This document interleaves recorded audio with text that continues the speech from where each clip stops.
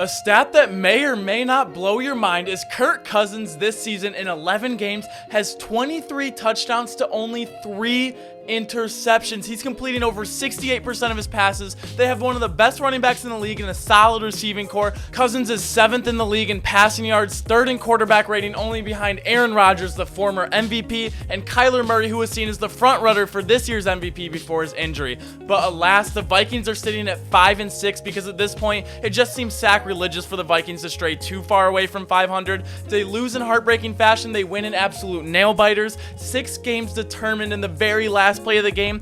10 of their 11 games have been decided by 1 possession or less. They just so happen to be the only team that has led every single game by 7 or more points. So we have to ask the question, what is going on? Why does almost nobody talk about this up until this point? What the hell are the Vikings and who the hell is Kirk Cousins? Well, that's what we're going to try and unpack in today's video and hopefully solve this mystery. The first thing we have to look at is their strength of schedule. So far, they have had the 5th hardest strength of schedule in the entire NFL. I mean, just listen to their losses. They lost the opening week to the Bengals by 3 in an overtime loss. They lost to the Cardinals by 1 in a horrible 37-yard field goal attempt that was missed. They lost to the Browns in a slow 17-14 game, lost to the Cowboys by 4 with a touchdown in the last minute, and they lost to the Ravens by 3 in overtime after blowing a huge lead late in the 3rd quarter. So they are never quite out of games. Even the best teams in the entire league, they either lose in heartbreaking fashion or they just flat out beat them, making them by far the best 5-6 team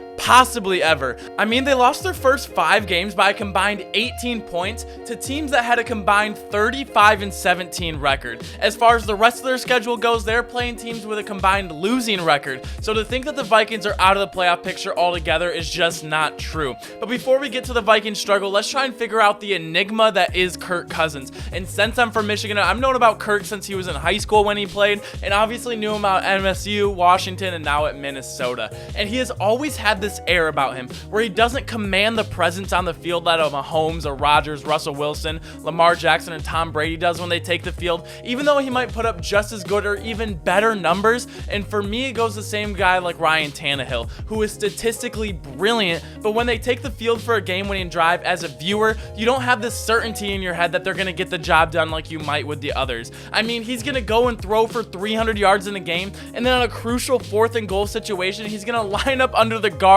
and forced to take a timeout. I'm sorry, this just happened yesterday. I had to mention this because not only has he been amazing, but the entire offense has been amazing. Just look at where they rank as a whole on offense this entire year. It's not like all they do is run it. Kirk is 10th in the NFL in pass attempts and only 5 attempts behind a guy like Dak Prescott, who is known just to fling it around all game. So they really do like to let it fly, even though most people try and credit Kirk's success all to Dalvin Cook. So people wanting the Vikings to move on from Kirk, you really have to step back and look at what the real problem is, because Kirk has shown he can lead an offense with a lot of talent, even without an elite offensive line, and go out and win big games. This is where I need to point out the Vikings' problem is their defense. In 2017, when they went 13-3, won the division, and Case Keenum is their quarterback, they sat back and knew if we got the right quarterback, we can make a run and win it all. They had the run game, they had the weapons, they had the defense that was only allowing 15.8 points per game. This is a Mike Zimmer team that is perfect for a guy like Kirk Cousins. He's going to protect the football, as you saw they're #1 in the NFL and not turning the ball over,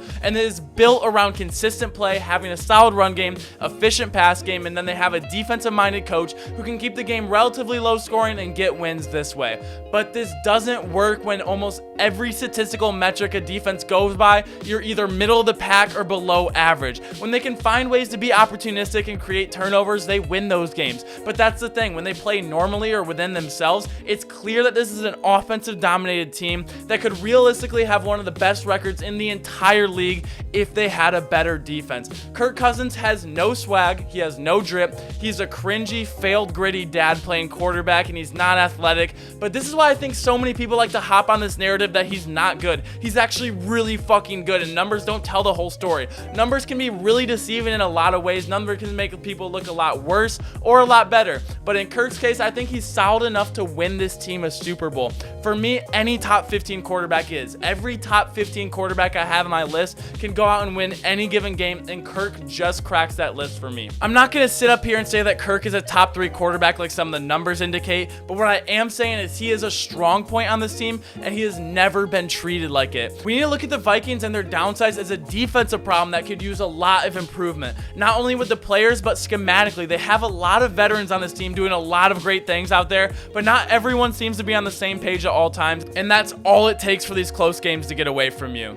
And I know this isn't a film breakdown like you guys are used to seeing, but I wanted to get this off my chest because as I've been watching these games, as I've been watching all the Vikings games, it is very, very, very reminiscent of what I saw from the Lions all these years, because the Lions would always have a terrible record, but every single game they were in, everyone pinned it on Matthew Stafford. And I had sat back and looked, okay, it's not Matthew Stafford, it's their defense, it's this, the other thing. Statistically, Matthew Stafford was amazing, and they'd be a much, much, much worse team if they didn't have them. Same thing for the Vikings. The Vikings have Kirk Cousins, a guy who's not going to turn it over. He's going to make every single throw. He doesn't have the biggest arm in the entire league. He doesn't have an arm like a Mahomes or Rodgers, a Josh Allen, a Justin Herbert, but he can throw every single route on the route tree. He can throw outside the hashes, across the field. He can do it all. It's not going to be as flashy as everyone else, but he is a very good quarterback, and I've heard a lot of Kirk Cousins slander this year, and I'm just not going to stick for it anymore. But let me know what you guys think. What do you think about Kirk Cousins? Do you think he's a major problem for this team, or do you think he's a strong point?